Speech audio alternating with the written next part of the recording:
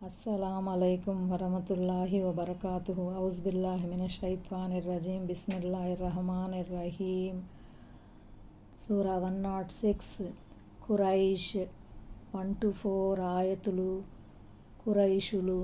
పరిచయం. ఖురైష్ ప్రజలకు అల్లాహ్ ప్రసాదించిన అనుగ్రహాలను ఇందులో ప్రస్తావించడం జరిగింది. ఖురైష్ అన్న పదాన్నే ఈ సూరాకు పేరుగా పెట్టడం జరిగింది. ఖురైష్ తెగ ప్రవక్త ముహమ్మద్ సల్లల్లాహు అలైహి వసల్లం సొంత తెగ. అరేబియాలో అత్యంత ఉన్నతమైన తెగ. కాబా బాధ్యతను నిర్వర్తిస్తున్న తెగ. అల్లాహ్ ఈ తెగకు హోదా, సంపద, భద్రతలు ప్రసాదించాడు. వారు అల్లాహ్ అనుగ్రహాలను గుర్తించాలని, కేవలం అల్లాహ్ను మాత్రమే ఆరాధించాలని దైవ ప్రవక్త సల్లల్లాహు అలైహి వసల్లంకు అవతరిస్తున్న దైవవాణి వహీకి మద్దతివ్వాలని ఈ సూరాలో వారికి బోధించడం జరిగింది. ఆయా నెంబర్ 1. ఖురైషులను అలవాటు చేసిన కారణంగా. ఈ సూరాను ఈలాఫ్ సూరా అని కూడా అంటారు. వెనుకటి సూరా అల్-ఫీల్ సూరాతో ఈ సూరాకు విడదీయరాని సంబంధం ఉన్నది. ఆయా నెంబర్ 2. అంటే చలికాలపు, ఎండాకాలపు ప్రయాణాలకు వారిని అలవాటు చేసిన కారణంగా. ఈలాఫ్ అంటే అలవాటు పడిపోవటం, చేరువ కావటం అని అర్థం. అంటే ఏదైనా పని వల్ల లేక ఏదైనా వ్యవహారం వల్ల కలిగే అసౌకర్యం, ఇబ్బందిని తేలిగ్గా అధిగమించగలగటం అన్నమాట. ఆనాడు మక్కాకు చెందిన ఖురైషు జనుల ప్రధాన వృత్తి వ్యాపారం. ఏడాదిలో 2 సార్లు వారి వర్తక బృందాలు సుదీర్ఘ ప్రయాణాలు చేసి విదేశాలకు వెళ్ళేవి.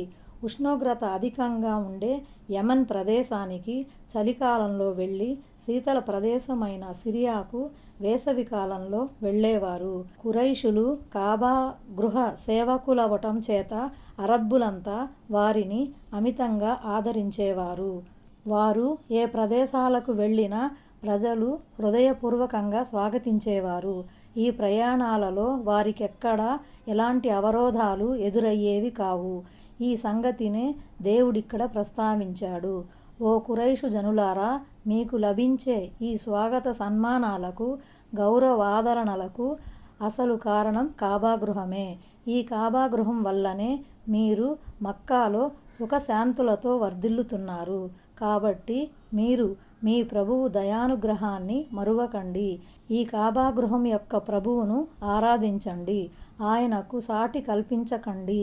ఆయన మీకు చేసిన మహోపకారానికి గాను కృతజ్ఞులై ఉండండి. ఎందుకంటే మీ ప్రభువు అండదండలే గనుక మీకు లేకుండా ఉంటే మీరు ఏడాదిలో 2 పెద్ద ప్రయాణాలు చేయగలిగేవారు కాదు.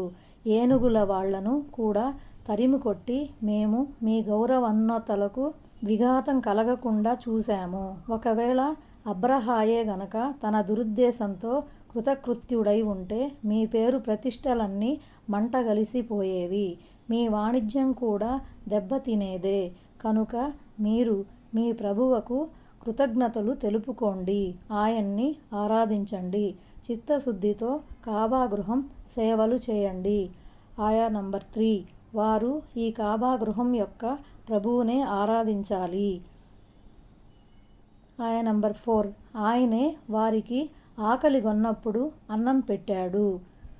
భయాందోళన స్థితిలో భద్రత కల్పించాడు. అంటే వర్తకం ద్వారా, సుదీర్ఘ ప్రయాణాల ద్వారా వారి ఆకలి బాధను తీర్చాడు. ఆనాడు అరేబియా అంతటా అశాంతి అలజడులు ఉండేవి. సర్వత్రా రక్తపాతం జరిగేది. కానీ పవిత్ర గృహం కారణంగా మక్కాలోని ఖురైషులకు ఈ బెడద తప్పింది.